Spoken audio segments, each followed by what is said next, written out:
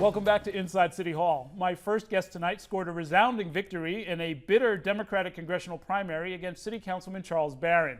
Now he's poised to represent a newly drawn district that stretches from Crown Heights to Coney Island in Brooklyn, as well as Howard Beach in Queens. Joining me to discuss his primary night win and more, Democratic congressional nominee Hakeem Jeffries. Thank you for joining us and congratulations. Errol, thanks a lot. Good evening. Thanks for having me on the show. Yes, absolutely. Let's talk a little bit about the way the race ended up. There was a lot of bitterness toward the end. I remember on primary night, Charles Barron made a point of saying he did not call you to congratulate you. Have you all talked since then?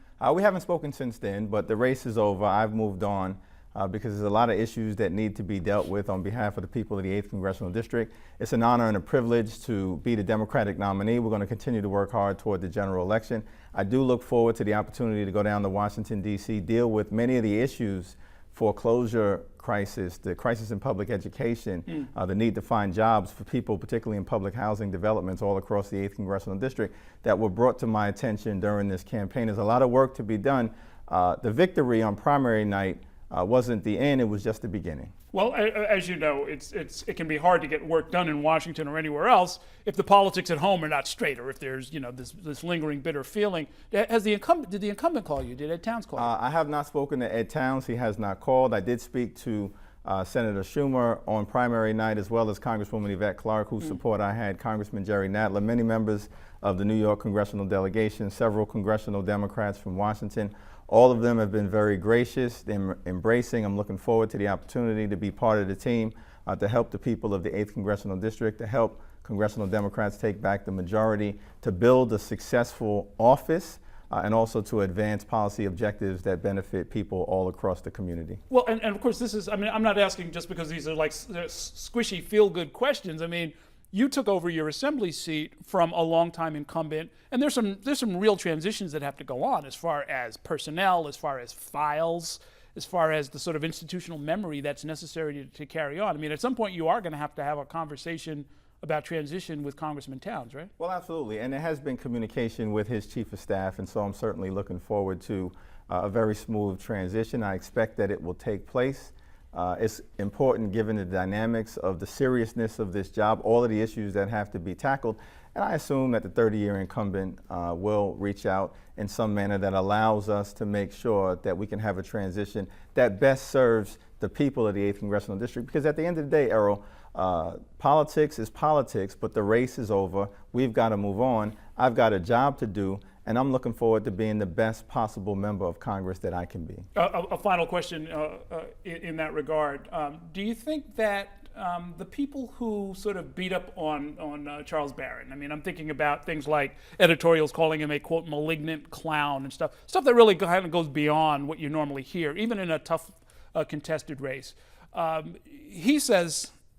Charles Barron says that he's disappointed that you didn't speak out and try and sort of hold off some of those attacks. Would you be interested in doing that tonight? I mean, is there a point beyond which it becomes overkill and damages politics? Well, we've certainly spoken out about a variety of different things during this campaign. I've had to defend my record. My opponent had to defend his record. He's certainly a loquacious individual and has the capacity to speak up for himself. There were a few moments in the campaign where there were outside entities that tried to get involved. We made the point that they had no place in this race, notwithstanding the fact that they were supporting me, because we wanted to make sure that we continued to conduct a positive campaign, and that's what we did. And the reason why we were able to have a resounding victory, I believe, on primary night is because we stayed focused on the issues, not on the outside theatrics, but spoke to the aspirations of the people, the mother who wanted an education for their children, the young man on the street corner who wanted access to job opportunities away from the destructive life that might otherwise pull them in a different direction. You know, folks who are struggling to find affordable housing, the families who are distressed homeowners and at risk of foreclosure. There were so many issues that I had an opportunity to speak forcefully about. We left the distractions to the distractors. and were allowed to be able to just move forward positively. And I think the results spoke for themselves. Do you although you are the preferred choice, of course, in this district, and you even won, I guess you won every assembly district within the congressional district, is there a place in politics for a Charles Barron, someone with his style and with his politics? Well, I think the voters are going to have to decide that. He's got a continued job to do in the city council. I expect that he'll continue to do it to the best of his ability. And I've got a job to do in the remaining 6 months of my time in the legislature, and certainly I hope to be successful in the general election. I've got a job to do. My model for legislative success, and I talked about this during the campaign, Errol, was Adam Clayton Powell and Shirley Chisholm, because both of them proved that you can speak truth to power, be forceful, but also work together, build coalitions, and get things done down in the United States Congress. That's my model for success, and I look forward to being able to do that. An issue came right up the night of the primary, and then in a press conference the following day, you talked about providing some kind of public relief, tax credits or other support for parents who want to put their kids in religious schools rather than public schools. Can you say a little more about that? Yeah, well, I think we've got to take a holistic approach to the education of our children. One of the things that I found unifying all across what is a very diverse congressional district is that parents want the best possible education for their children. The overwhelming majority of parents are going to educate their children in the public school system, just like my wife and I do. We educate our children in the public school system. We're going to continue to do that. We've got to make sure that the public school system is as strong as it can possibly be, put additional resources in it, work with teachers, not against teachers. But I think it's also our obligation to look at creative ways by which we can help others, parents who make a decision to send their children to a Christian school or a yeshiva education or a Muslim school.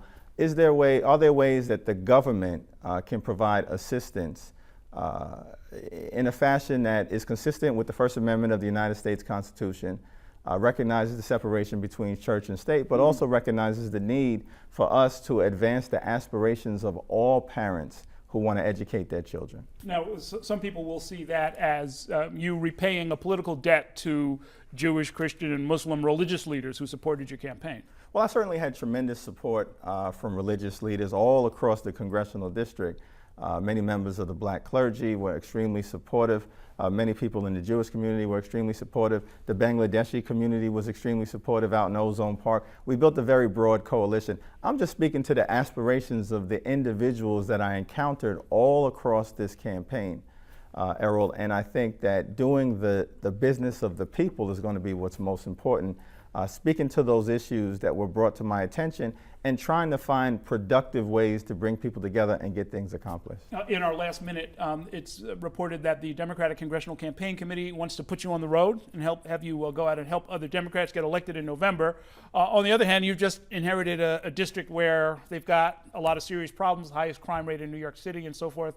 How are you going to balance those concerns? Well, I think the people of the 8th Congressional District will benefit if the Democrats nationally take control of the majority.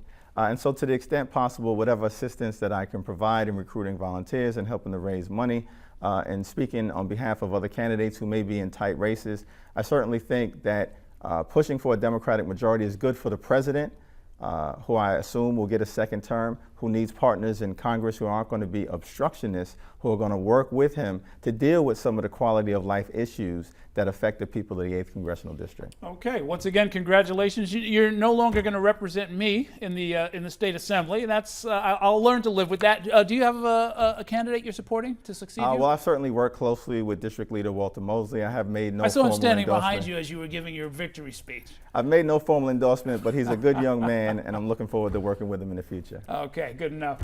Thanks a whole lot. Thanks for spending some time with us. Congratulations again. We're going to take a short break. When we come back, find out how lobbyists who are representing the soda industry are teaming up to stop the mayor's proposed ban on those big sugary drinks. We'll be joined also by a special consultants corner with advisors to the winning candidates from this past primary day. Stay with us.